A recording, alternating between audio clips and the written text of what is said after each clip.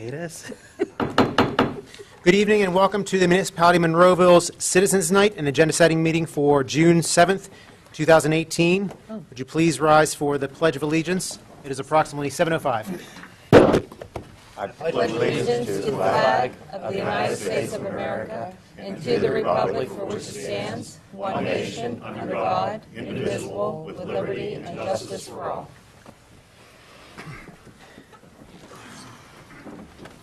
All of council is in attendance other than Councilman Arasinko, who is at the Allegheny League of Municipalities representing our community this evening.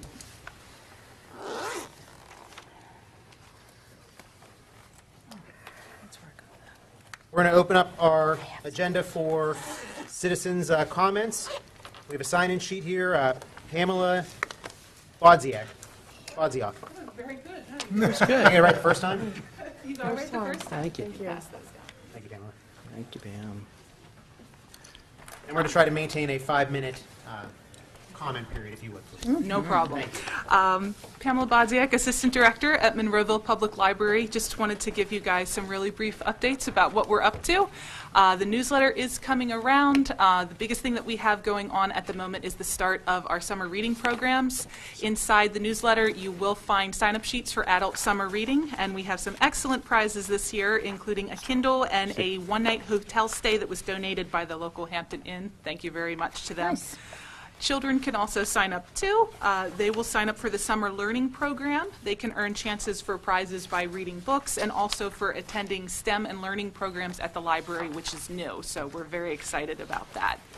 Our teens are challenged to meet a summer reading goal of 5 books to combat the summer learning slump. They'll earn prizes along the way too. And we have lots of programs for them, including outdoor games and a virtual reality computer workshop later this summer.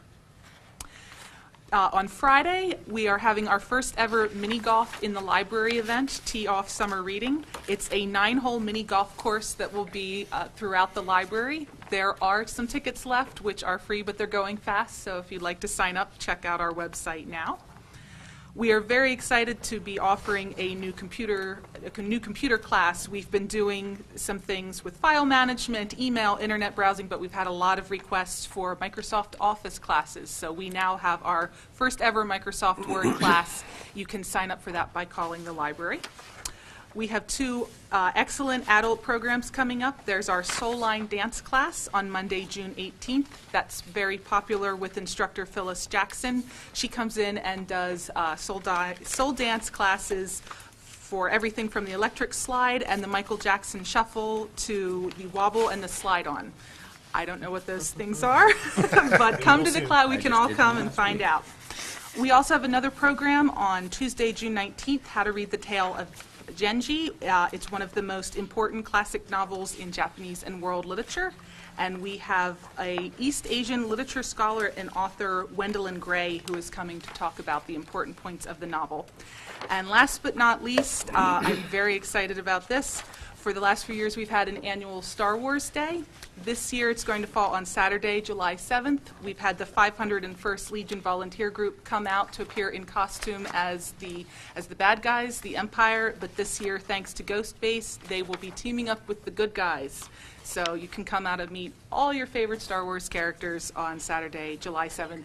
There'll be trivia crafts and a chance to get your picture taken with them. So definitely don't miss that. Thank you very much. Great. Thanks, Pamela. Thank you. Thank you. Pam. Tuesday. David Mintz. Tuesday. Okay. I'm like, Good evening. David Mintz, Monroeville resident.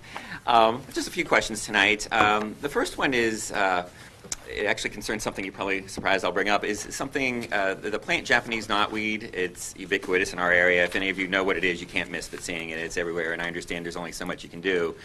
But the intersection of Leslie Road and Haymaker, there's a sign there that says Green Hills, and it names the 3 streets of the neighborhood. There's always, as far back as I can remember, there's been a giant patch of the Japanese knotweed right behind it.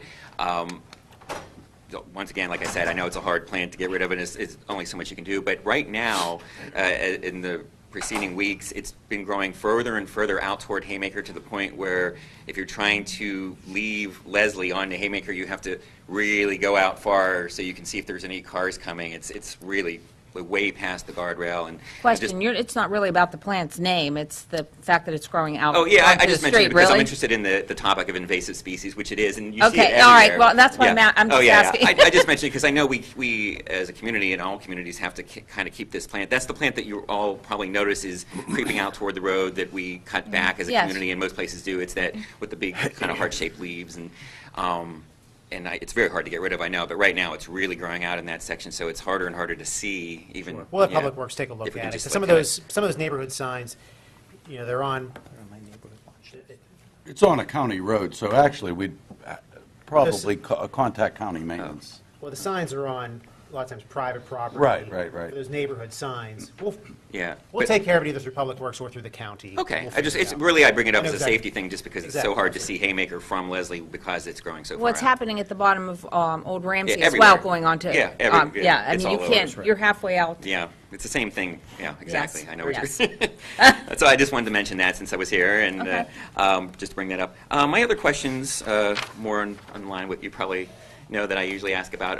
One of the questions is, back when the council decided, just like many other residents, that our seismic testing company, when I say our, the one that was doing seismic testing in Monroeville, Geokinetics, had actually violated the agreement we had come to when they took us to court for writing the ordinance and so on, and we made an agreement out of court, and we all agreed that they had violated that in several ways, as far as notice to the residents and so forth, and we put a cease and desist order, and then they continued to do it, and the last I had personally heard was that there was some legal proceedings based on the fact that they continued to operate even though we had put out the cease and desist order. I'm just actually asking for whatever happened with that kind of thing, what with the legal proceedings, and was there any kind of what was the result? Yeah, what happened is that when the order was placed and then the next day they violated the order, Right. we prepared a complaint and a request for an injunction, filed it with the court prior to anybody being able to do anything within probably hours. They notified the municipality that they were done and leaving. So that basically made the legal action we filed moot because it was already over. We couldn't stop something that was already over. They at that finished in the point. time it took to do something about them violating the Yeah, pretty much, essentially. yeah. And I understand how something like that could happen, and they could just kind of do what they want. But is there any retroactive repercussions for a company basically violating something that Monroeville put out by just the fact that their advantage was, well, we can just hurry up and finish and get out of here? Is there any repercussions for something like that? As a personal citizen, if one of us kind of did that, you would think, well, you wouldn't get away with that because we live here, I guess. But they just go back to wherever, Texas or something, and there's no. Nothing, Well, actually, just to make you aware of the fact that there are a lot of people that violate ordinances and get away with it because many times the fine looks pretty ominous. It's like $500 a day. Okay. But in reality, when you go over to the magistrate maybe fines them $50 as opposed to $5,000. So then it becomes an issue about the economics of trying to do all that, and then they try to take it down to federal court, and then we spend a lot of money Right. trying to make them comply. Okay, so there's a certain amount of, I understand, economic thought that has to go into what It becomes an happens. exercise in Sure, futility, sure. unfortunately. Right. If they had stayed any longer, then it would, but it, Would have been a Exactly, different yeah, exactly. story. okay. And my last question is kind of another follow-up on some of the activities that we've been asking about over the last year or so, and I say we, I guess Sustainable Monroeville and other concerned citizens, is the proposed update to the zoning ordinance that Monroeville has, the one that's was put into effect on December 11th of 1984. We had the proposed ordinance that was then ultimately withdrawn because of myself and some other people who had differences on one of the changes that it made to what we had agreed to of keeping let's just call it fracking in M2 industrial rather than in the S1 conservancy. So we pulled, or you as a council pulled it, and there was no vote. My question is there any follow-up to making an updated ordinance without making that particular change from M2 to S1 for the fracking, just leaving it at M2, but updating the rules and regulations, parameters, things like that from December 11th, 1984? That would be up to council, and, if there's nothing, if they decide to do that, I've not been asked to. Okay, so that would actually answer my question as far as you. So as council hasn't asked Mr. Ratcher to do that, is there any plans, or are we still just sticking with our one from basically 34 years ago Well, now? we're sticking with that one, plus the update of having it just in the M2. Sure, which So is that was one change extremely we did important. make, and That was, it's yeah. That is important. Yeah. The other setbacks and things of that nature, at this point, they'd be through the DEP, where any company would have to go through the DEP for their setbacks. Right. But as far as putting another layer of an ordinance on top of that, that has not been discussed. We tried it, and it didn't go through because of what we learned and what we discussed further. But at this point, we hadn't had plans to update that. Okay. I ask basically because, other than that change, there was a lot of other work that was put into it, and just like anything, it probably needed some revisions, and the county had commented on a few things, but I don't know if anybody had thought we should just throw the whole thing out because there were a few things that needed revised or one major change that we didn't, think that should go through, which I'm glad didn't, but I guess it's something for further discussion, but right now, there's been no further action taken. Yeah, there's so many different court cases that are out there that are Yes, changing, there are. There was just some evolving. decided at the end of last week. Exactly, so- Porcelain and Fairfield. Right. Right. If you know about what was Yeah, decided. but those that really address more of farmland and agricultural Yes, land. So right. we actually are a step ahead of that by actually only making it in the M2 industrial. And I think that's really important. So, I actually want to thank you again for the work that's been done over the last year on that, having it put into M2 industrial only, and as long as we keep that, that's actually from the decision that was made late last week, if you aren't all familiar with it, but it really was about the zoning, and I won't get into all the details, but essentially, as long as we keep our Monroeville zoning the way it is and keeping it in M2, then a company couldn't just come in, according to our law right now, and put it in a residential Correct. District and claim that it's, the idea that they could claim that it's is similar to other uses in those residential districts because there's no other industrial uses allowed in those residential So we're a step districts. ahead in that Right. regard. Yes, we are. And I fully support that, and I'm pretty confident that this council's Gonna keep it. supports that as well, and Yeah. won't make any changes as far as that goes. But as far as further layers, that might be something discussed down the road. Sure. Okay. All right. Thank you very much. David, David, first of all, I'd like to thank you for helping with the Jack Sedlak cleanup. Thank you very much. You're welcome. Oh, thank you. I've been doing the cleanup, the Sedlak cleanup, for many years, and actually a lot of my own personal cleanups that weren't, organized, but just because, I try to keep. Yeah. as And with and everything I'd I like do. to say that the 8 hot dogs you ate was, Yeah, considering I'm vegetarian, yeah. I donated mine to other people, so, thank you. Doug Webster. I'm sorry, Mr. Webster, you're here to comment or to present on the gerrymandering issue? Yeah, I wanted to double check, should I do it here? Yeah, I'm sorry. No, we'll wait, and I'll call you up in a few No moments. problem. Thank you. Cindy, is it Damien's? Damiones? Damianis. I got it. Cindy Damianis. I apologize. So Cindy, if you could just state your name for the record and that you are a Monroeville resident. Cindy Damianis, I am a Monroeville resident. Welcome. Cindy, I'm sorry, could you speak into the mic? I can't hear. You'll Yeah. just have to talk louder. Yeah. Okay, I'm sorry. I have been having a ongoing situation for about a month now, and I am very upset, okay? Across the street from me, a gentleman moved in with a woman that owns the house. They have 2 large shepherds that he brought. There's no fence, electric fence, there's no lead, there's no leashes. The dog has left the yard, the dog is aggressive. He has actually put his head all the way through the screen, barking aggressively. My son had open heart surgery. He's on 8 milligrams. I'm sorry, I'm upset. 8 milligrams of Coumadin a day. This is a concern for me. Oh, yeah. Okay? What street are you on? McKinney. And I live at 2046 McKinney, Is that mine? and I own 2044 McKinney. I own both properties. Steve's? The property directly across the street from me at 2047, I have called the animal control. The ordinance states they do not need restrained on their property. What is There's your address nothing- again, ma'am? There's nothing keeping them 204, from did you leaving the say? property. McKinney, yeah. McKinney. 204 McKinney, and what else? 4-6. 204. I live at 4-6. Yeah, 2046. Is their yard fenced in? No. No. Now, the dog catcher, the animal control officer, I spoke with him, he went over, I guess he gave him a copy of the ordinance.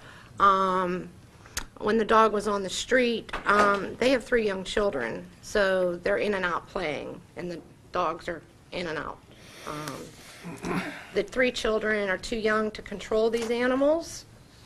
As you can see, I am also on a blood thinner from 3 previous strokes. I confronted them, and he basically told me that I don't own the street, mind my own business, go back in the house, and now they are doing things on purpose to Just to antagonize it. me, yes. Okay, And ma'am. the dog catcher, his hands are tied because of the ordinance. And I just don't understand how Monroeville would allow an ordinance, okay, that does not, you do not have to restrain your dog, okay? There's nothing keeping that dog from a split second leaving his Wait, property. Don't we do- have a we leash? do I thought have we have a one. leash law. You do in public, not on private property. But it's leaving private property, therefore it's off, You're saying it's on the street. It was on the street. and it's coming to your yard as well? No, it did not come to my yard, it was on the street. But on the street, I mean, Okay, you shouldn't but have to live in fear to walk out your front door. Yeah, I have to worry about walking, okay. I was under the impression, ma'am, that problem- you said that the dog approached your house and went through the screen? No, their screen, they have a Oh, their screened-in screen. porch. Oh, okay. And it actually stuck his head and made a hole in the screen and was barking aggressively. So has it escaped and came to your property? No, it was only on the street. But we do have ordinances that Yes, that cover but this. the ordinance states, and I did read it, and they threw it in my face, that they're allowed to leave their dogs unrestrained on their property. But once it leaves the property, That's- going on the road, that's a whole other story. So we Okay, need that to- doesn't but make my sense. concern is this, once it No, you're- I- already left the yard, okay? If it's a danger to your family, Do you We're know on how your big side. that mouth is? If it takes one bite out of my son, he will bleed out before the ambulance I gets know. there. And what are We you know going to Family. say? That was an unfortunate situation, Right. and here's a $25 fine? No, we're You're going going to wait we're until gonna he look into leaves the this. ma'am. property? Do something. There's nothing keeping him from leaving the property. They're we're going two to work big on it for you, shepherds. Cindy. We'll get it done. Oh, yeah. Yeah. Can We'll be get it done. Rest assured, we will look right into that. We will get it done. Absolutely. I mean, 100%. that is in my ward, and this is the first I've heard of this. Well, I've made numerous phone calls to animal control. I've made numerous phone calls to the borough. They suggested that I come here Who did you tonight. talk to at the borough? Just the dispatcher. He's the one that Or the just... police. Okay. I get, well, I don't know if it was the police. I called the borough number, so it may not Yeah, have it's been. probably the gentleman upstairs. Yeah. Was it the 1,000 number? Yeah, it was the 1,000 Okay, number. so you And talked he to- suggested that I come tonight, okay? But they're doing all kinds of things. When they see me, okay, they will bring the dog over and walk it right by my driveway, back and forth, That's just to sad. aggravate me. What's the address of the saying- dog, ma'am? Steve, What I is have the it. I address? have it. Of the dog? 2047, Of the dog? yes. McKinney Road. So Cindy, I have, They're trying to intimidate me. understand. Yes, Sure they they- are. we have your contact info, I have your phone number here as well. We're going to look into some things here we can do. Steve, There's do probably you some, want there's her probably to- some county or maybe state laws we can look at, but long-term, we have to modify our ordinance. Steve, do you want her to give her information to you?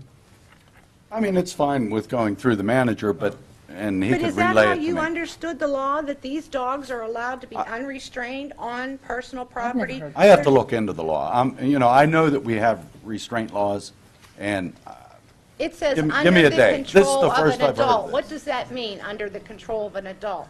Under the control, Well- that's very vague. the dog has to be under control of the owner.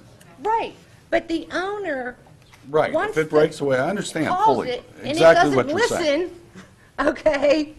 Yeah, w- Because it sees, first of all, the gentleman that I approached did not listen, okay, to my whole story. When I approached him to say that my son was on Coumadin, Okay, he just shut me down right there. Copped an attitude okay? right He away. copped an attitude immediately. He probably doesn't know what My that son means. ticks like a time bomb because he has titanium, okay?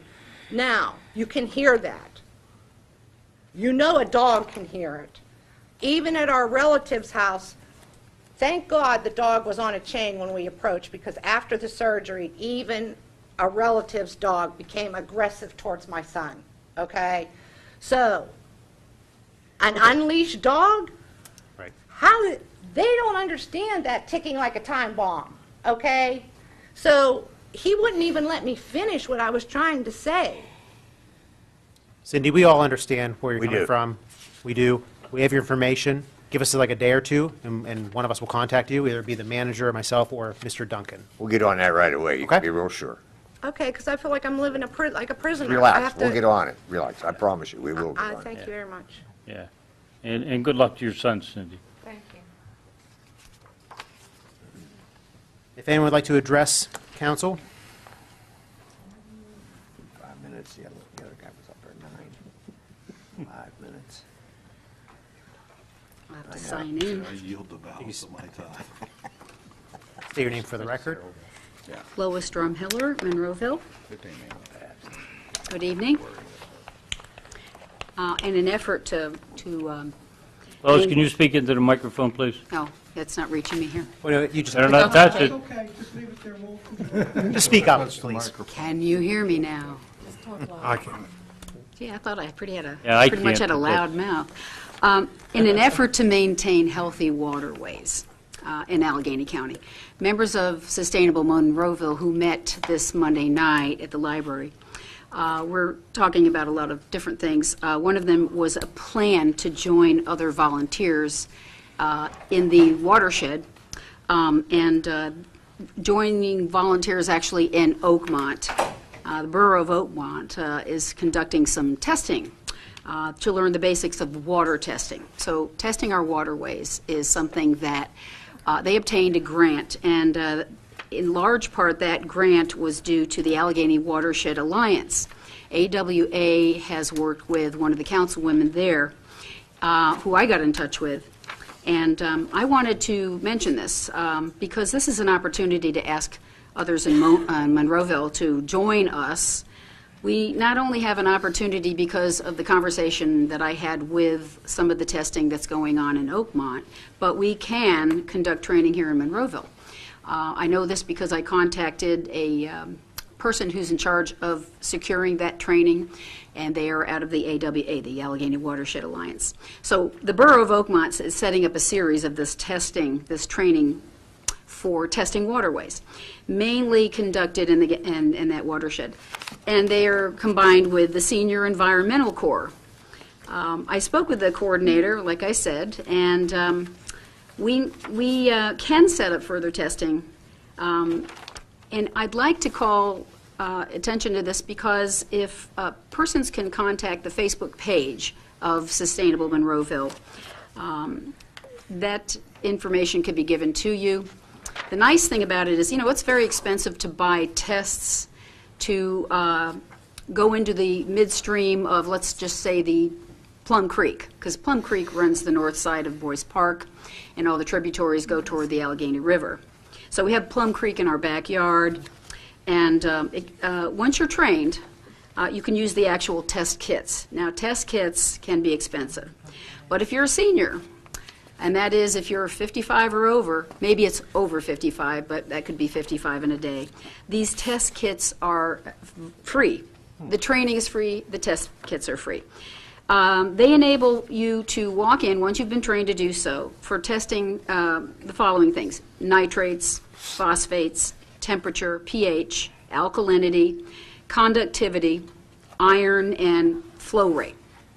And if there's an immediate concern about fracking in the area, the recommendation is to test more frequently, like once a week. Generally, they either test monthly or even quarterly, depending upon what measurements are found to be related to runoff, industries, farm, and residential areas, or in our case, we have a lot of acid mine drainage.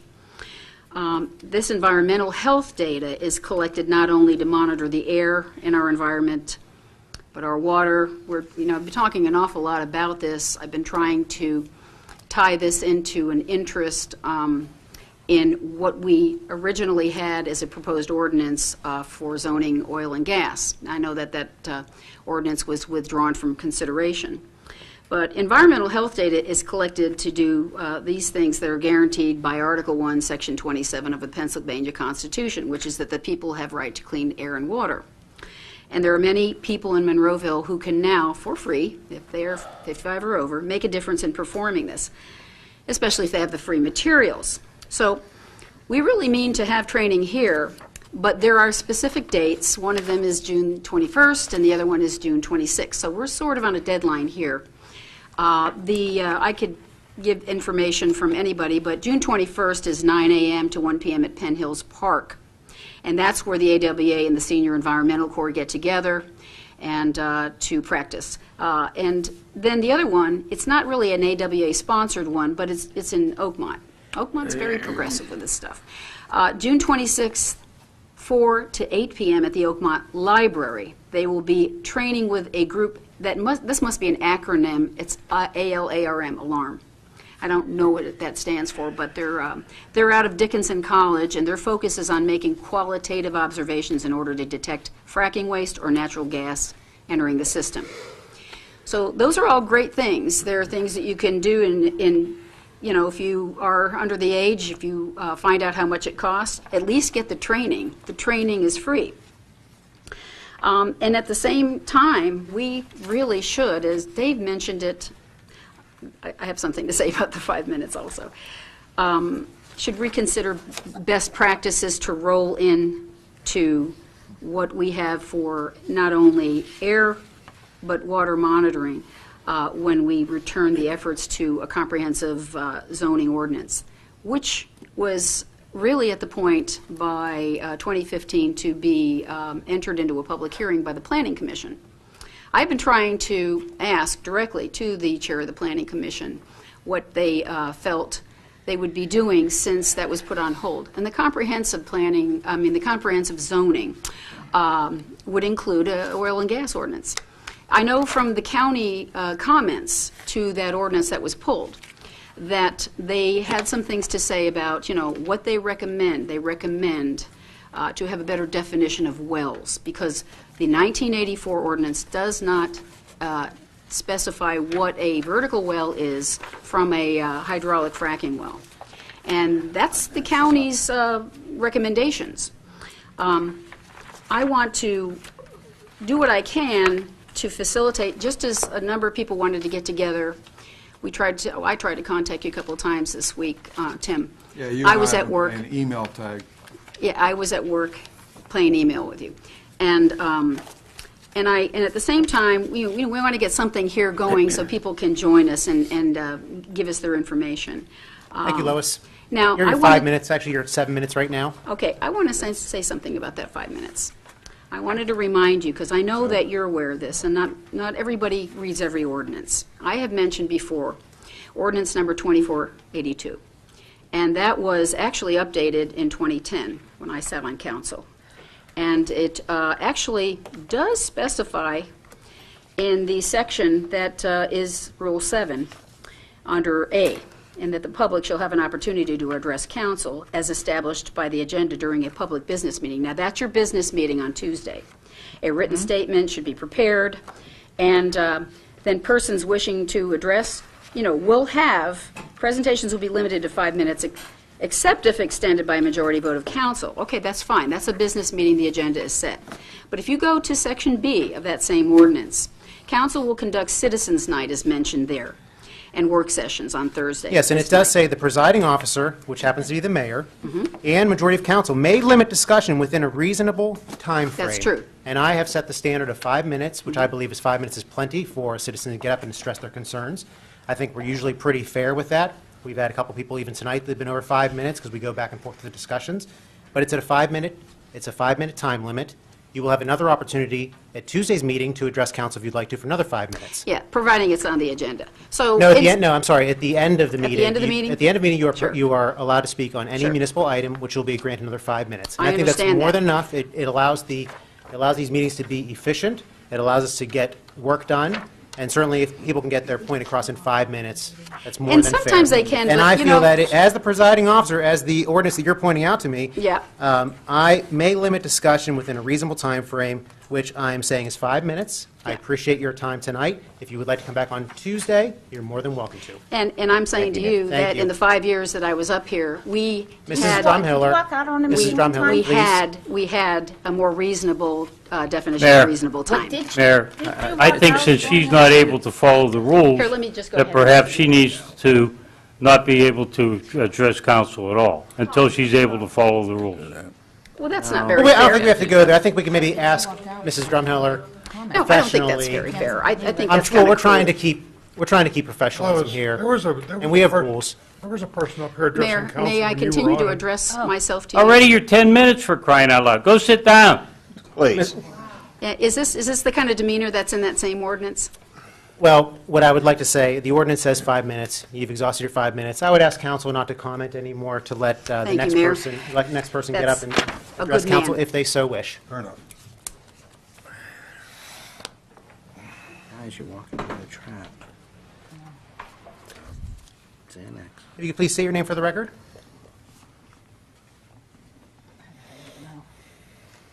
And as per ordinance 2482, I would kindly ask you limit your discussion to 5 minutes, please. Okay. Mr. Mayor,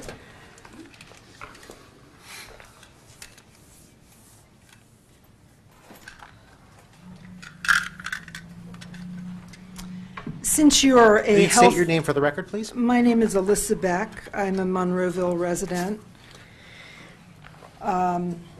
Founded Sustainable Monroeville in 2009 or 10 to help move Monroeville forward in the green economy. Since, Mr. Mayor, you are a healthcare professional, I've just provided you with a toolkit for health.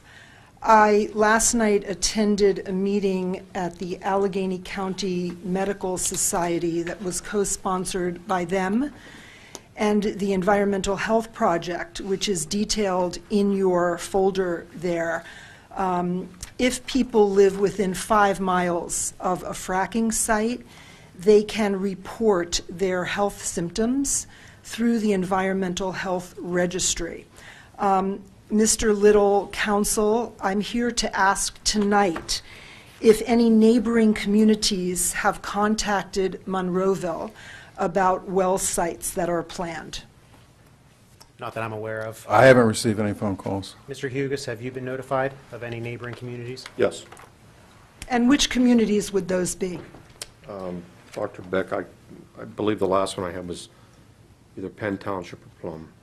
And how many miles from Monroeville is that well pad planned? I do not know that. Is that something that you could find out and report on Tuesday, please? Dr. Beck, you just address me, and then, yes, I could talk to Mr. Hugus about that, and we can get those answers. You'll for take you. care of that. Take care of it. Thank you. And you mentioned Penn Township. Mr. Hugus mentioned Penn Township. Are there any others that were reported? Not that I'm aware of. I believe Mr. Hugus, is he aware of any? I think he was just, He said that was the most recent. Maybe he could just look into it and let us know. That would be much appreciated. Thank you. I spent half the day Monday and the day Tuesday at the Westmoreland County Courthouse, and as an observer, on behalf of Sustainable Monroeville and the Municipality of Monroeville, just because I'm a resident there. I didn't say anything. I sat and listened to a lawsuit that Protect PT is in with the Penn Township. And I learned a lot sitting there as an observer, and it was extremely disturbing. I learned that all the stories are the same. I also learned, because the Gorsline case was brought up, I don't have time to detail it here, that it is extremely important that we have a very detailed oil and gas ordinance. Whatever it is that's on the books right now will not be sufficient. The oil and gas companies will be able to do what they want to do within our industrial district.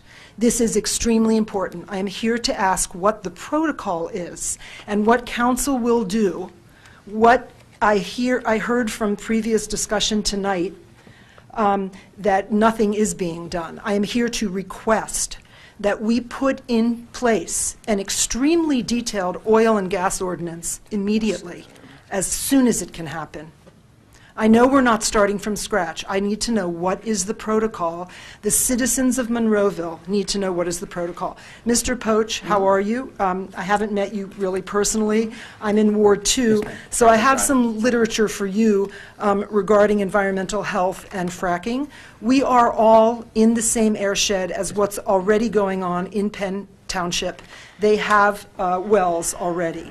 And so I'm going to provide this to you just because you're my councilman. You can pass it along. Thank you.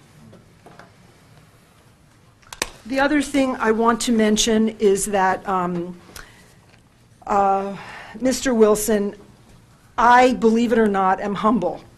And I didn't sign up for Jack Sedlak Day.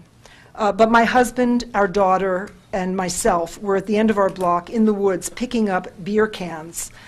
One bag of beer cans for recycling, and then another bag we filled with trash at the end of our street, Trotwood Drive. And we left it there for the Jack Sedlak folks to pick up. I didn't go to the picnic beyond, but I did listen to your comment afterwards. I wasn't at that meeting where you made a comment. I feel that there are some apologies that are due to some of the citizens here, and I feel that... I don't feel I have to apologize. I And understand that, You're and I am- at 5 minutes right now. Okay, thank you very much. No one else has signed in. Floor is open for any municipal item.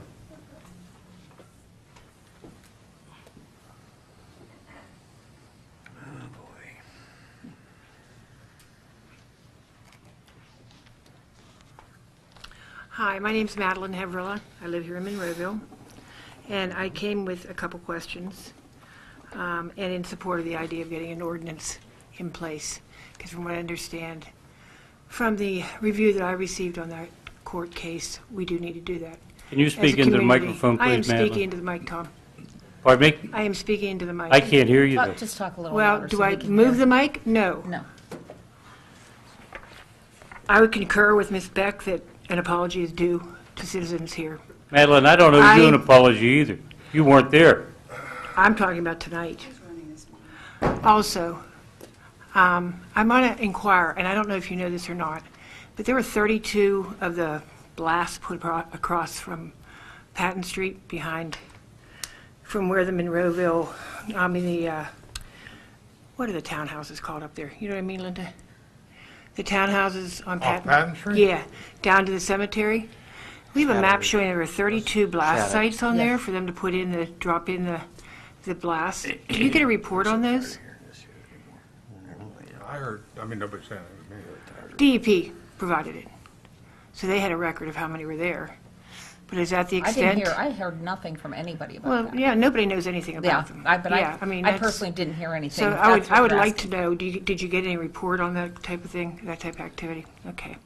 Because that's real close to home, and I'd like to know what is done with that information. If they're not, it's not in the industrial zone. So do they keep it? Do they, if they're in violation of our settlement with them, are they allowed, do they have a proprietary interest in that information, or should it be set aside? Does anybody know? No. You don't know? I mean, it's their information, it's not ours. Okay. So, yeah, that is why I'm here. I think there is concern that the ordinance be looked at again. I would like to ask you to have a town hall meeting, if you do that. And we'll try to get people there for you to give feedback and inform them also. So, thank you. Thank you.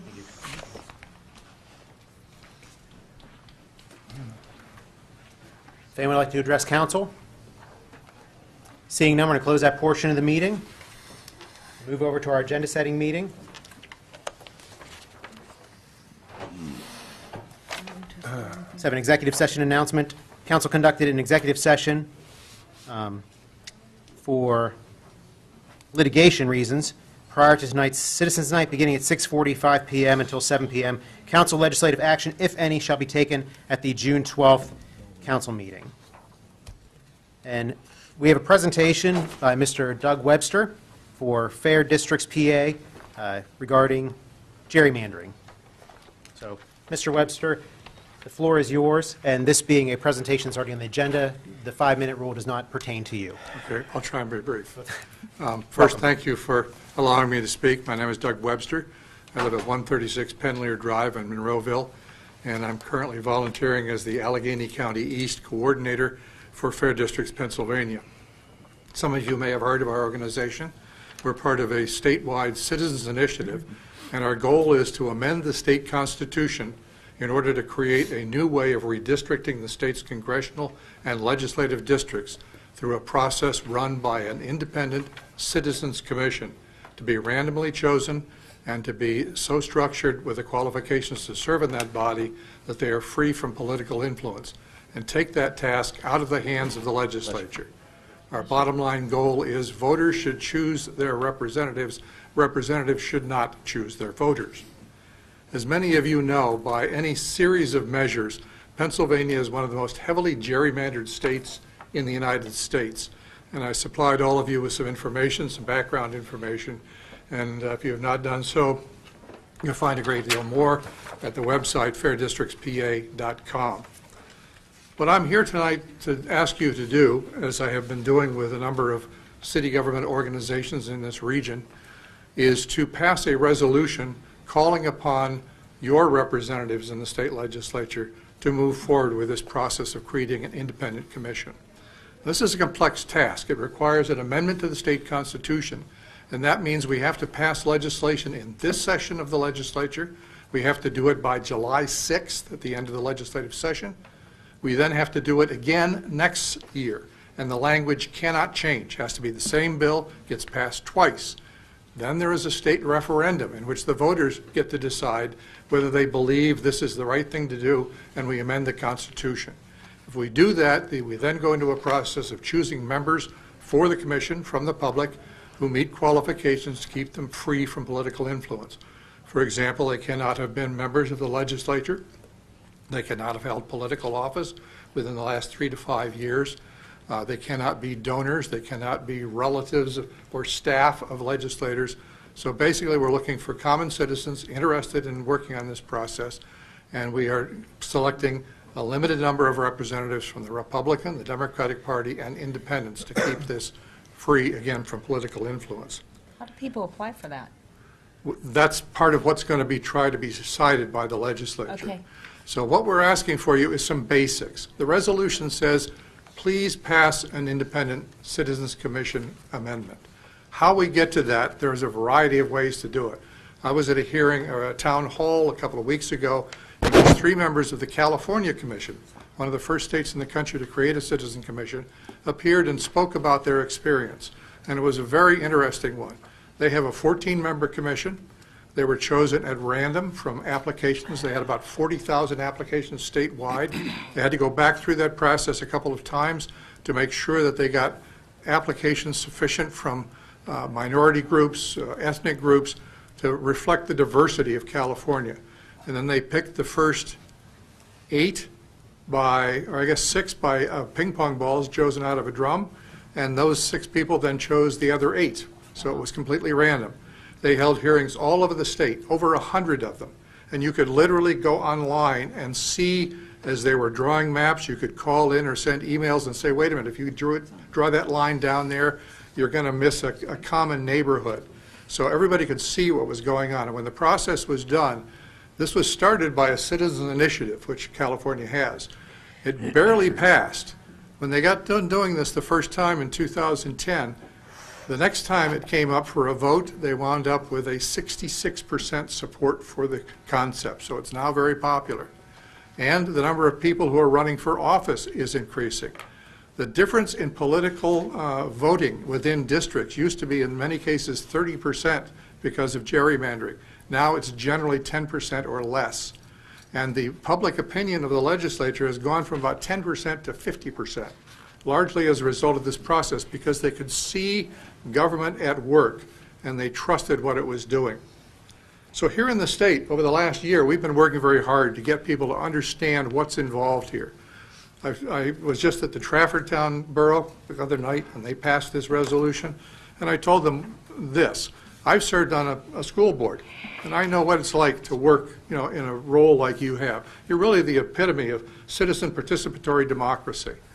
And in many towns in Pennsylvania, and any place where there's gerrymandering, I mean, here, when we had the Connor Lamb, Rick Saccone battle, you could drive through Monroeville and, depending on what street you were on as to where the district ran. And those districts have been drawn like jigsaw puzzles. There's even one, as I think you see in the literature, that's so crazily drawn, it's called Donald Kicking Goofy. It stretches for miles across, multiple different jurisdictions, and some towns have 3 or 4 legislators that represent them. So it's just nuts.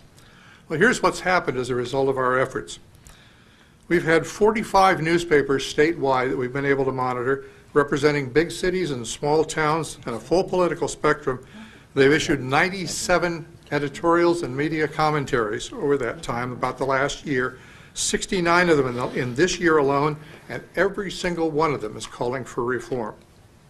Reform bills were drafted bipartisanly, and the House bill, when it was submitted, had more co-sponsors than any legislation in the legislature this year. A recent statewide poll found that 70% of Pennsylvanians support reform. Statewide, over 270 communities, and what we're hoping you'll join that number, including 19 counties, have already passed bipartisan resolutions or letters of recommendation calling on their legislators to reform the process. That's almost half the Pennsylvania population, and it's growing.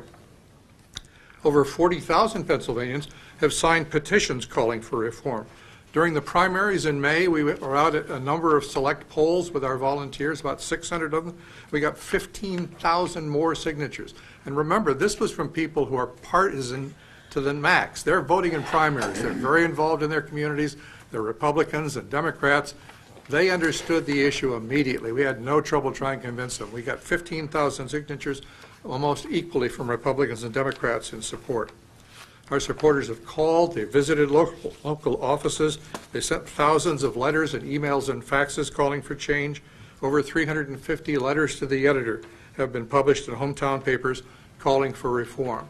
So the public and the media fully understand it, and I hope you do too, and you'll pass this resolution when you meet again on Tuesday. I'll be happy to answer any questions you have about the process. Yes. Say this all goes through and the commission is formed. Yes. What exactly are they going to do? Their job is to then sit down and draw the maps for House and Senate districts for the state and for Congress. Now, you remember just recently, and a lot of people are mistakenly believe that we've solved the problem because the state Supreme Court came in and said the congressional districts don't meet the state's mandate for fairly contiguous map lines. And they said to the legislature, you need to fix this. The legislature came back with new maps, but they were pretty much the old maps. They did it, I think, a couple of times, and finally the court stepped in and said, we're redrawing the lines. If the process does not change in 2020 after the U.S. Census happens, the old process will be in place. And in fact, some opponents of this bill have put in place a proposed bill in the legislature that would make this even more partisan. They'd give control to the controlling party in the legislature. Okay, so you choose a commission. They sit down. The commission now redistricts everybody. Right, they redistrict everything. They're working with maps. They'll hire a company that is expert in doing. What I'm saying is, let's just say they redistrict. Tomorrow it goes into effect. Yes. How often can they change it? Well, the redistricting process normally happens unless the courts intervene for some, against a lawsuit that says this is illegal. It normally happens by constitution every 10 years after the census. So the next one is coming up in 2020, the census. Then in 2021, assuming we're able to get this step referendum process done, the Citizens Commission will do it instead of the legislature. One of the arguments in the legislature now, and it's a valid one, is who gets to pick the commission members. Our argument is we don't care if the legislature picks the commission members as long as the pool of people they get to choose from are screened for meeting the criteria of independence. And then after they're chosen, no legislator can talk to any member of that commission unless it's in public session, no private meetings. All the maps need to be drawn in public. In California, they literally sat down with every district they drew and created a written document justifying every decision they made and how they drew that map for all the legislative and congressional districts in the state of California. And you can go online now and see all the sections. They're all recorded. This And is then not after on. that's over, that commission really doesn't have much of a job for 10 years. Right. Their job is done unless Do you pick a new commissioner? the new commissioners get chosen the next time around. So, council, do you, This is not on our agenda as of right now. No. Right. You're asking that we This put is it for on so we Tuesday. could vote on it. Is that, No, the resolution is on the agenda for the work session for a vote for this Tuesday. so we can discuss it further as we get to that point in oh, the is that meeting? number 2? Yes. That is one, okay, okay. I Does just anyone wanted to else make have any other sure questions? that it was on here. No, I understand. Okay. And I do plan to be here Tuesday, so if you have further questions after you've looked at it, I'd be more than happy to answer them. Thank you, Mr. Webster. Thank you. Thank you for your time. Thank Thanks, you. Mr. Webster. Oh, I got it. All right, council, we're going to move over to our minutes. The minutes you have in front of you that we will be approving on Tuesday. We have the Citizens Night meeting of May 3rd, 2018, the council work session of May 3rd, 2018, and the regular council meeting of May 8th, 2018. Any questions or additions or corrections, council? None. Okay, we're seeing none. Does anyone have any questions or concerns about the reports of the tax collections? No, sir. List of bills. Mrs. Gatos, we'll start with you. Any questions this month? No, sir, thank you. Mr. Coach? No, sir. Mr. Harvey? I had two, but Mr. Little had already answered them for me. I'm satisfied. Very good. Mr. Johns? Nothing, sir. Mr. Duncan? I have nothing. Mr. Wilson? No. Very good. And budget transfers and payroll. Any questions or comments, council? No, sir. Seeing none? No. Very good. We're going to move over to our motions for this month. Mr. Little, if you would. Okay, thank you, Mayor. The first motion for Tuesday evening is a motion to appoint Paul Weldon III, Community Planner, as Monroeville's official zoning officer. Any comments or questions? I thought he was our zoning Yeah, what officer. is he now? Now, he kind of went through a probationary period here for the last year, and Mr. Hugus and I have discussed, and yes, we believe he is ready to make legal decisions as a zoning officer, and I think Paul is going to do very, very well. Good for you. Good job. Congratulations. Okay, second motion is a motion to sponsor a hole at the Meadowink Golf Course in the amount of $100 for the first annual Pete Antamarino Golf Tournament Scholarship. Any questions on that? I'd just like to say, I think it's appropriate that we do, since Coach Annamarino has given so much to our community, we should give back to his program. Very good. And it is for a scholarship they're setting up in his name, so I think it's a great, I agree with Mr. Wilson. Okay, the third motion is a motion to send a request for proposal, RFP, to MS Consultants and HRG Engineering exclusively for the engineering consultation services for the municipality of Monroeville's municipal separate storm sewer system, otherwise known as the MS4 project. This is at the request of the MS4 committee to compare costs and services of those two engineering firms. Any questions or comments? Yeah, I have a question. You know, about a month or so ago, I called the manager, Mr. Little, in regards to questions to the MS4 project, and you told me that you could not answer any of my questions as a representative of council. And I just don't understand that. Now you're asking me to vote to approve something for the MS4 that I have no clue? No, that's a good question. Also, you told me the exact same thing. You said you had 3 council members and you were directed not to speak to us of concern. I asked you specifically if it was the majority of council, you told me no. Hey, I'm a representative of the Ward 6, and for my residents not to know, any questions that I may have to the manager, and you were told by other council members not to answer my questions, I've never heard of such a thing, and I don't understand. The MS4 committee can address your comments too, Steve, and I'll address them in that what the MS4 committee wants to do is, there's a lot of complexity and a lot of moving parts to the MS4 program. And once everything is put together, it's solidified, and Well, my question is, how can you ask me to vote for something that I have no clue? you don't have to vote for it. Okay, yeah, well, that doesn't make any sense either. I know that's an easy answer, you don't have to vote for it. Well, this is, just to be clear, just so everybody's clear, the motion we'll be voting on Tuesday is just a request for proposals from these two engineering groups. It's really to see what these groups would charge for their services. It has nothing to do with the actual program itself, just so everyone's aware of that. May I say this? With Excuse me. Mr. Duncan's background and working with stormwater and so forth, I believe he should have a working idea of what's going on. Perhaps he could add something to what is going on with the MS4 group.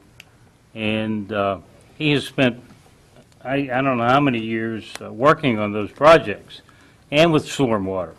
So therefore, somewhere along the line, I believe that... Irregardless of my background... I'm not done yet. I'm not done yet. To be told that I'm not allowed to tell you, it just doesn't wash with me. I'm upset with that. I think it's poor judgment on somebody's part to say, I'm not allowed to tell you.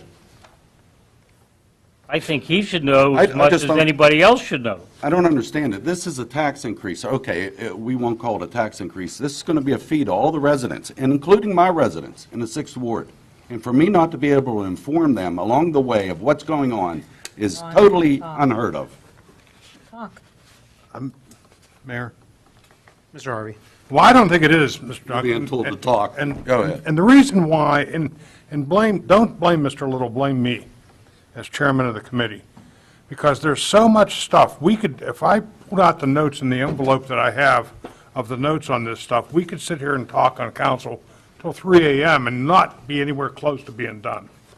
And to try to inform you on every little tidbit that goes on in that committee meeting, we were working very hard. That's not that's not my request. I asked the manager specifically a question. He told me he could not answer it. I'm not asking for every little tidbit. Absolutely not. What do you want to know? I asked if and when the superintendent was to retire, who would replace him? I cannot answer that. Mr. Duncan? I don't think that anyone has ever had a Because that was part of the MS4 discussion. That's exactly what Mr. Little told me.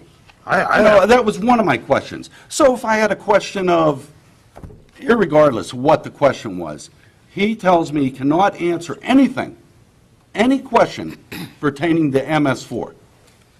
Because really, it wasn't, his answer could have been changed the next meeting. And that's fine. That's fine. He could call me and say, Steve, hey, what I told you, that's been changed. But Well, the reason we have committees, and we have either liaisons to those committees, whether it's the MS4 committee, the Recreation Department, the Library Board, all these committees and boards that we have liaisons. We also have, we'll have the chairman or chairwoman of these different committees. They are to act to be the liaison to council. So those people should be reporting back to council or discussing with council. Absolutely, I have no problem. So maybe what we need to maybe establish is that for, whether it's this situation or any other board or commission or committee, that council people should be going to the liaison of that board, the council liaison, for their questions. But our manager does not sit in at these meetings?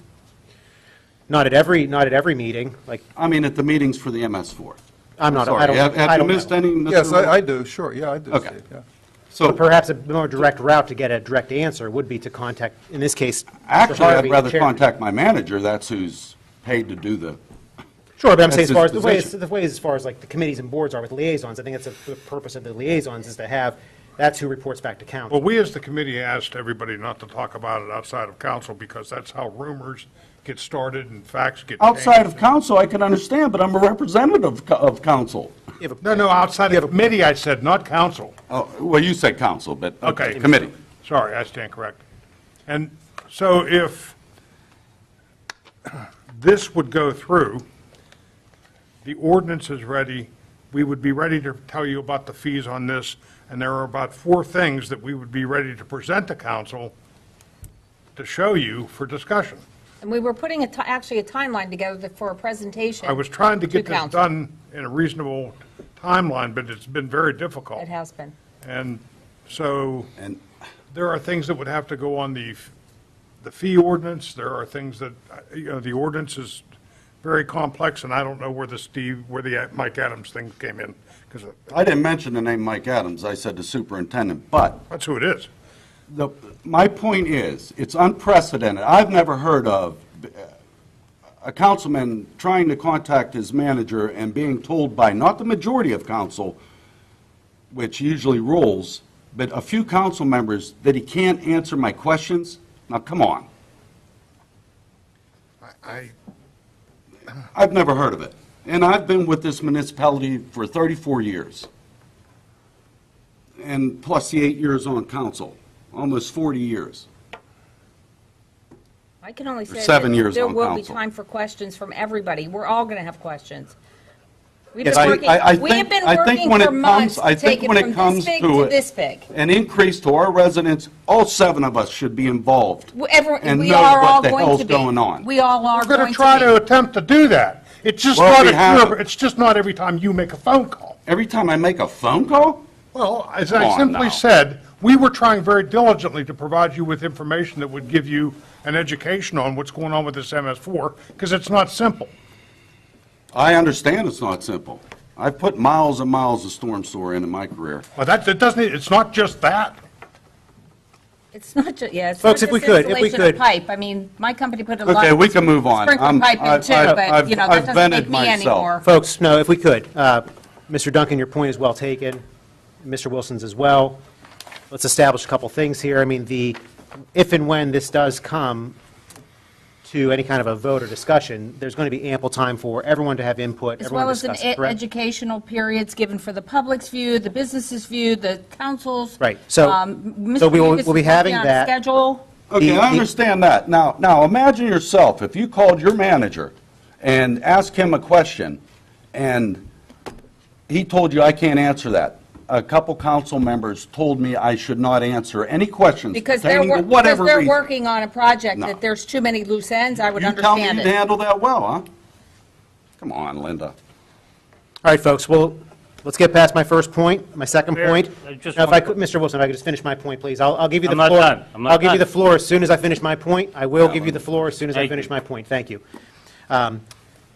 We will have, there will be plenty of time to discuss this when it is brought in front of everybody. It'll be in front of, this whole dais. All council will have input before anything is voted on. The motion that we are talking about for Tuesday is just a request for proposals, which means we're asking these outside companies to give us a proposal on the costs for this service. And then the third thing, whether it's the MS4 committee or if it's any other board or commission, I would, and if council people have questions about those boards and commissions, I would encourage them to directly speak to either the chairperson or the liaison of that board or commission. That was my question. So, So it's Mr. Wilson, I'm sorry. That was my question. So it's resolved that if anyone on council has questions, they can go to the MS4 committee. That's what I would recommend. Okay, thank you. That's what I would recommend. And not our manager. I would recommend the more direct route would be go to the liaison or the chairman of that board, commission, or committee. Thank you. That was our third motion. Now we're moving over to our resolutions. Okay, the first resolution is a resolution authorizing the display of various event banners at the corner of the intersection of State Route 22 and 48 within the right-of-way of property belonging to the Pennsylvania Department of Transportation. And this is the boilerplate resolution for PennDOT to put up banners for the Fun Fest with the library and also the Community Day celebration with Forbes Hospital and Monroeville Foundation. Any questions or comments on that resolution? Yeah, one other thing, Tim, with this. I know from time to time, our high school sports teams have accomplished a lot. And will this cover that as well if we have an opportunity to put up welcome home or congratulations. Well, if it's a recurring banner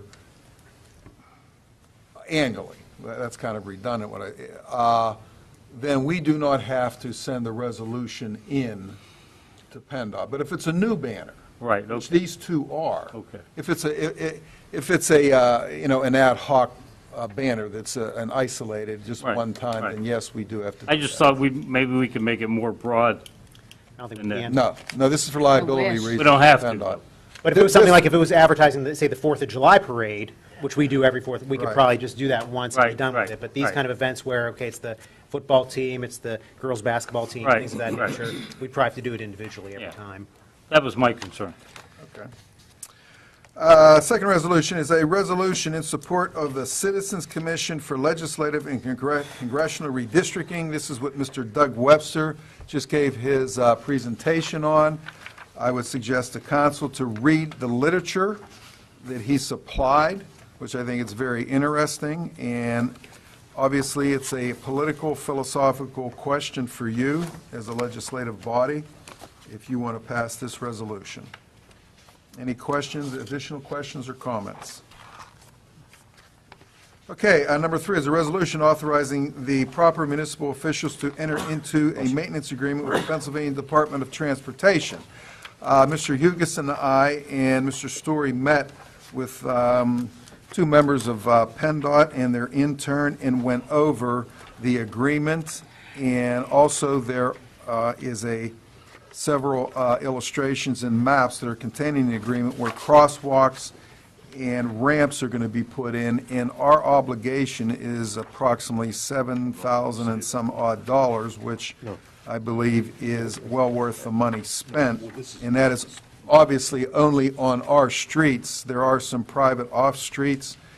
These are on the streets that PennDOT paved last year, which would be Northern Pike, Old Haymaker, those 2 roads, and also Moss Side Boulevard.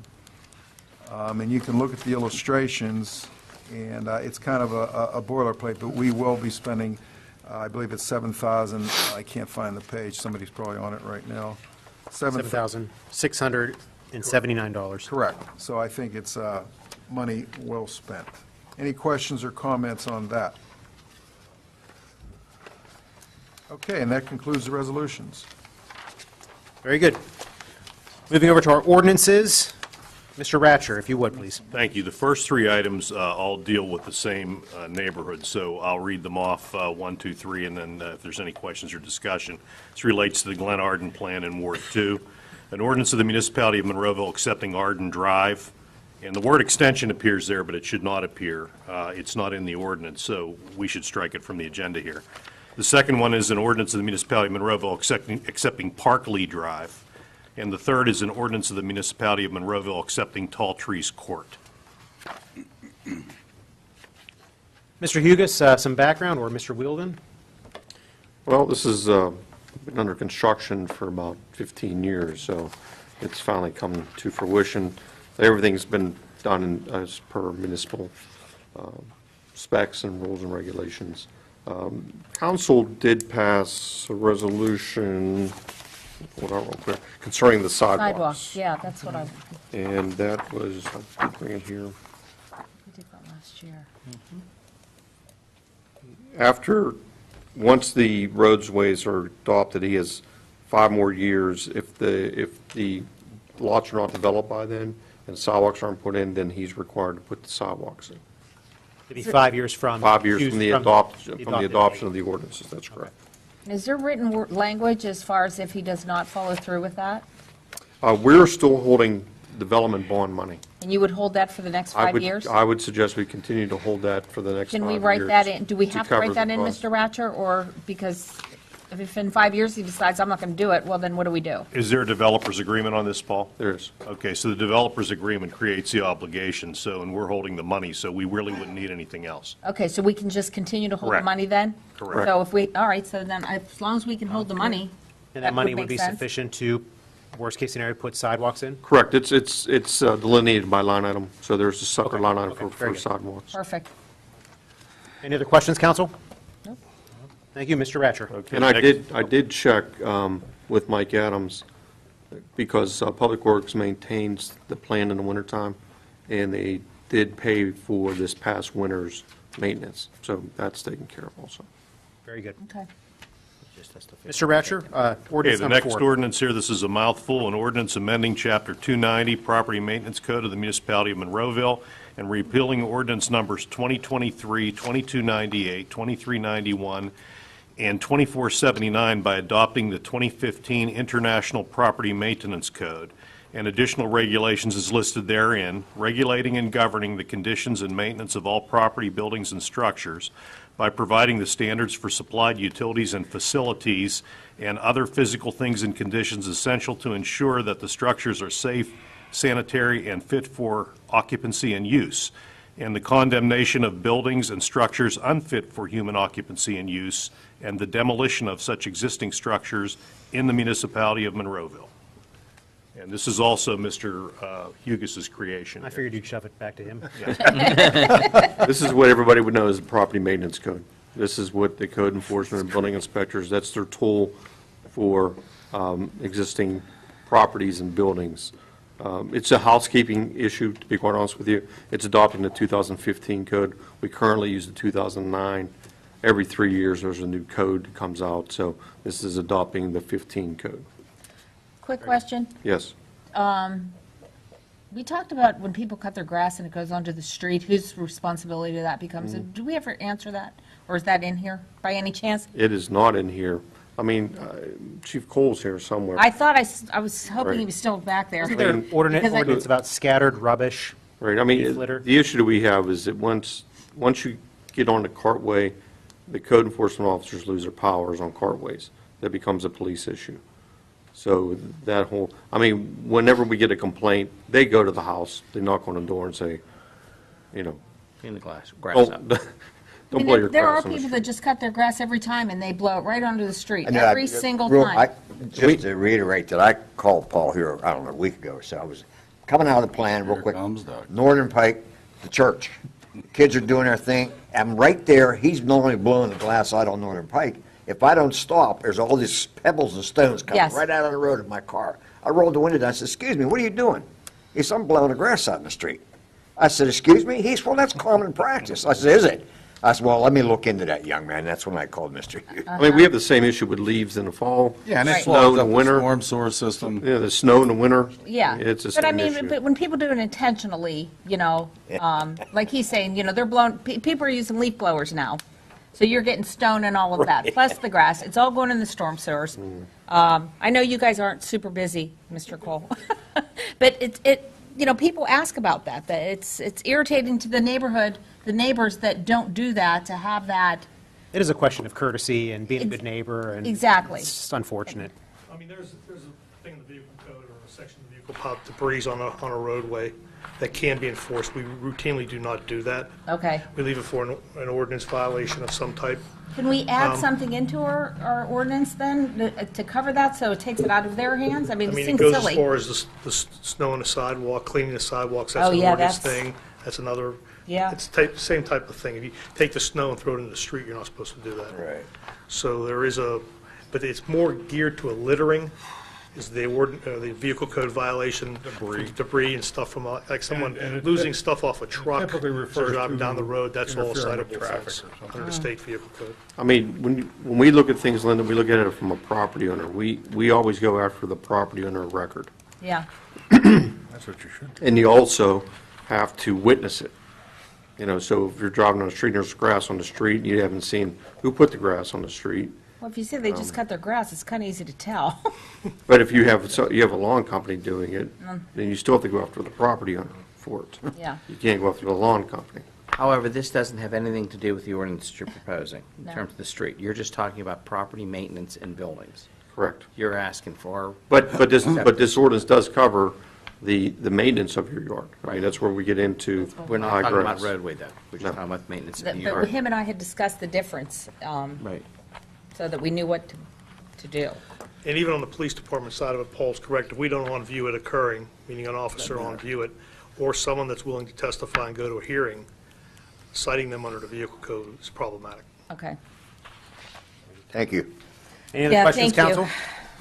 on that ordinance? Any other questions? I don't know that we resolved anything, but. I don't know. Well, no, really. that's, I mean- I'm seeing, going to circle back here again. So, you're looking for us to move forward this ordinance to allow folks to be able to enforce the standard property code that's Correct. conventional. It's a 2015 15 edition code of that's the property maintenance code. code that accepts that in terms of maintenance of the property, Right. to empower the code enforcement officers to handle whatever the problem is that faces the property and building. Yes.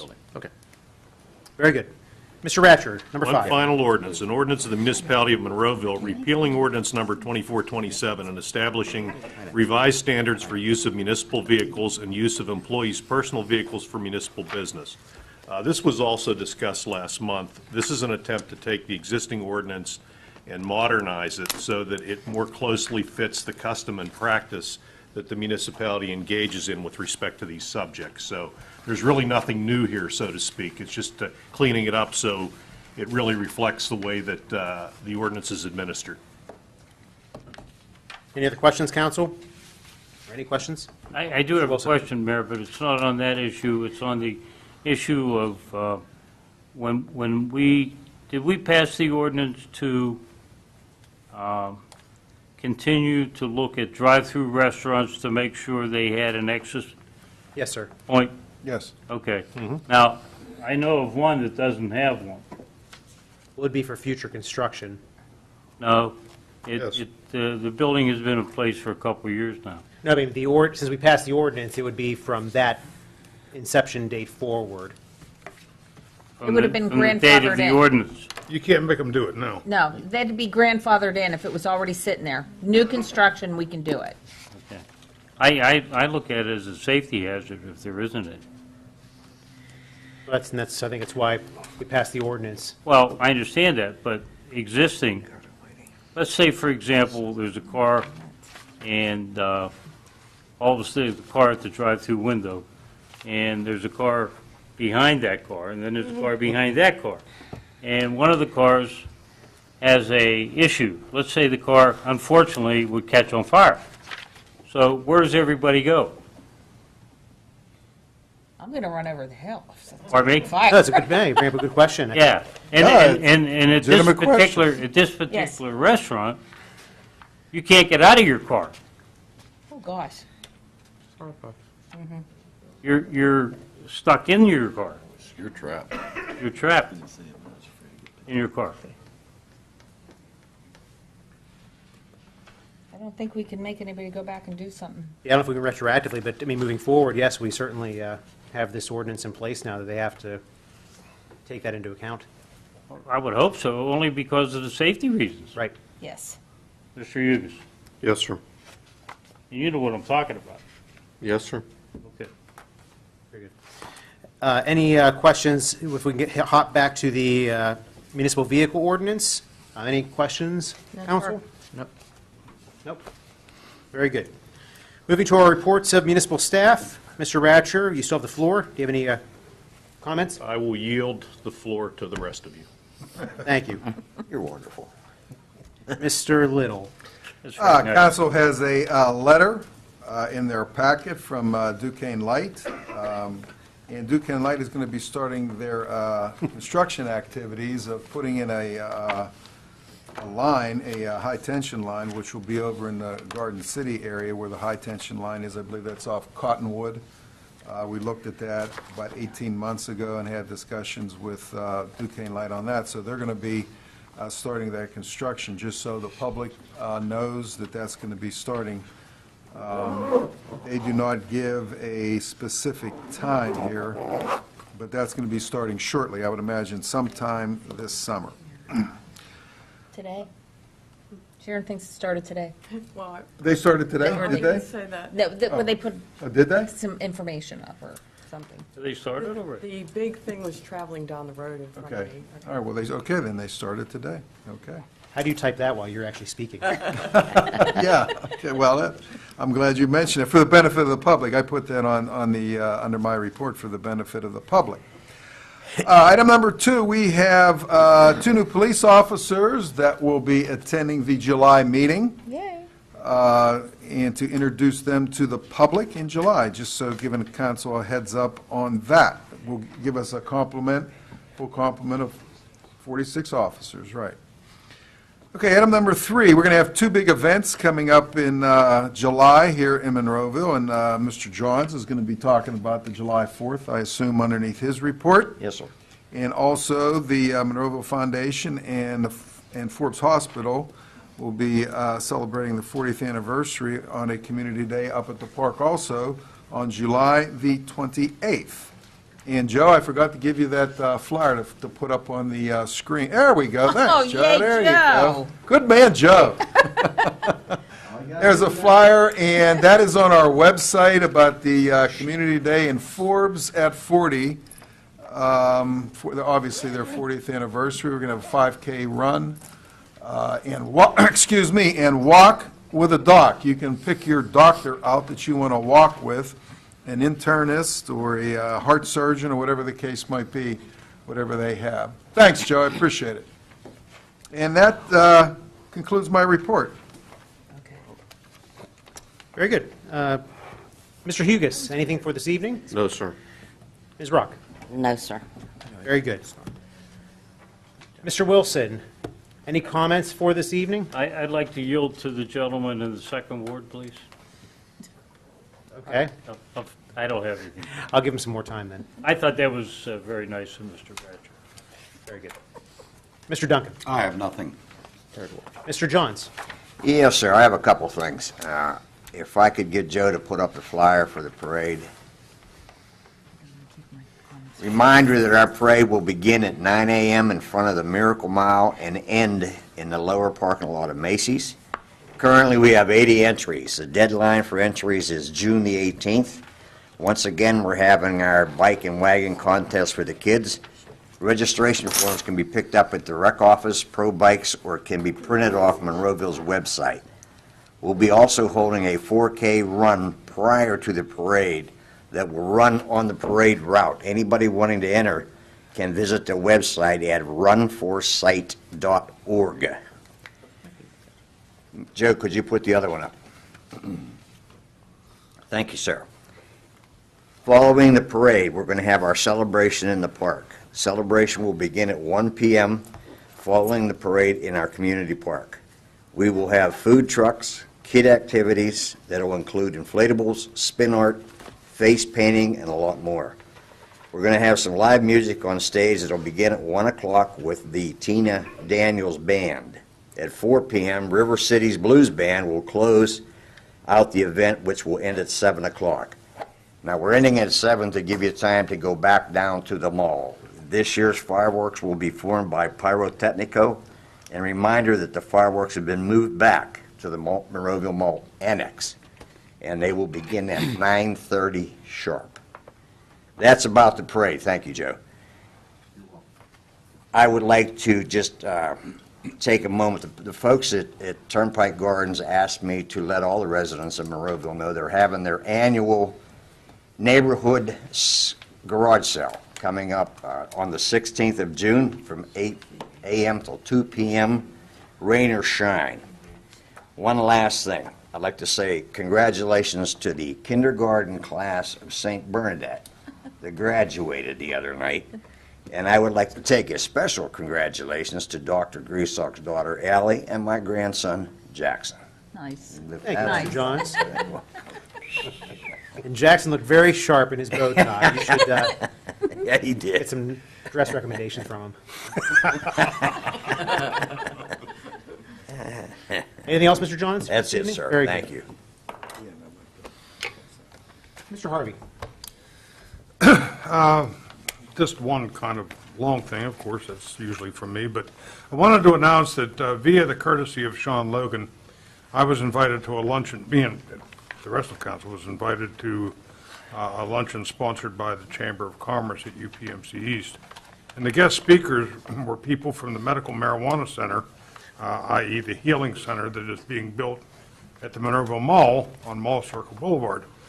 For those of you that don't notice that construction in front of the DoubleTree and on Mall Circle and in front of the mall, that is what that is going to be.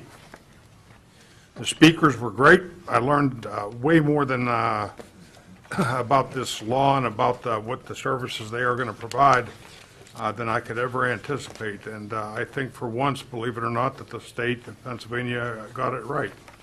And listening to them and the laws that affect the distribution of the items that they help people with certain illnesses, so much so that I decided to sponsor a public education night, because I believe there are residents out there, both in the commercial neighborhood and residentially, who probably, like me, have no idea what this program is all about. So that being said, there will be an informative seminar on June 13th, which is a week from yesterday, at 7 p.m. at Gateway High School's auditorium. The school district was kind enough to give me the auditorium. The Healing Center is going to provide the same people to give the lecture. They have a great PowerPoint program. I encourage everybody here, residents that you talk to, teachers, parents, businesses, to attend, because I assure you, you're going to learn something that you weren't aware of. There will be question and answer period at the end, and I think you will all be better educated about the new law and the facility that's going into Monroeville to help these people with this type of need. There are flyers on the stand. Well, there's a poster outside, and I passed them around to as many places as I could to get the word out. The COG is sending it out to some of the local officials and the governments that they have contact with, also the police chiefs, because there's laws involved there. And I hope the EMS people from Monroeville and the fire departments, everybody, I would encourage you to attend this. Again, it's next Wednesday at 7 p.m. at Gateway High School Auditorium. And I think you will learn more than you expected about what's going in down there and how it's managed, and how the medical community has come together to make this stuff work in Pennsylvania. That's all. Yeah, very good. Mr. Poach.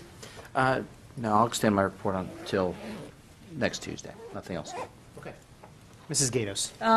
Quickly, the ice cream social that was held at the senior center I brought up last month, I apologize if anyone had come to speak with me, but my mother was in the hospital and I couldn't attend, so I would like to apologize for that. But coming up there, Wednesday, June 20th, at 12 o'clock is their strawberry social. It's $5 for members, $6 for guests. They have the entertainment of the Pittsburgh Doo-Wop Band. So it's a really nice time for that. And while you're there, you can get your tickets for their monthly luncheon, which is Monday, June 25th at 12 o'clock. So you kind of kill two birds with one stone. And this book is 32 pages long, and I guarantee you if you look at it, you'll find something that's good for you or someone in your family. So please take a look, and I'll save the rest for Tuesday. Very good. Mr. Little. Yeah, I just wanted to mention one thing. My condolences go out to the Bill Seeger family. Bill Seeger was a giant in this community. I only knew him briefly for, relatively speaking, for 7 years, being a member of Rotary. Everybody in this community knew him. He was on the school board for 28 years. He was very much involved in the Monroeville Baseball Association, and this country needs more people like Bill Seeger. Thank you. Very good. And I'll echo those same sentiments, Mr. Little. Condolences to the Seeger family. Welcome back to Mr. Habala. He's still doing a good job down there, pulling up all the images. Welcome back. Pertaining to what we discussed earlier about the 5-minute time limit, the ordinance that states the presiding officer and majority of council may limit discussion within a reasonable time frame. Once again, I've chosen 5 minutes, feeling that 5 minutes is ample time for residents to get their point across. Certainly, we can extend that if they would need more time. And also, too, I always welcome them to just certainly stay afterwards. I'd be happy to speak with anybody afterwards. And also, I know that council here is always welcome to speak or have their phone numbers and email addresses out there to speak to residents as well. This isn't to censor residents whatsoever, but it's to keep an orderly meeting and to keep it moving in a professional manner. And once again, it comes down to myself as the presiding officer, and the majority of council, so I would just ask that the majority of council continues to support me in keeping that 5-minute time limit. Mayor, I'd just like to ask the question about the folks that don't adhere to that 5 minutes. How do we control that? They just completely ignore your request for the 5 minutes. Well, let's hope that, it's a matter of courtesy. It's similar to people blowing their grass onto streets. But we're going to try to, Good correlation. we're going to try to be professional about it, and hopefully they give us the same courtesy that we give to them. Well, I think what it does, it takes away from other folks that want to make presentations. And they just keep going and going. It's like the Energizing Bunny. We could always ask Chief Cole to cuff him and put him in a seat. Hopefully we don't get to that point, but we will continue to have a 5-minute time limit. I like that idea. So that's all I have to say about that. Thank everybody that came out for the Memorial Day Parade and everyone that helped organize it and that was involved. It was a very nice event on Memorial Day. I'm looking forward to the 4th of July Parade, Mr. Johns. And I will also say congratulations to my kindergarten graduate, Allie. And also a happy birthday to Allie, who turns 6 next week. Yay, Ally. So with that, I will seek a motion to adjourn. Motion. Second. All in favor? Aye. Thank you and good night.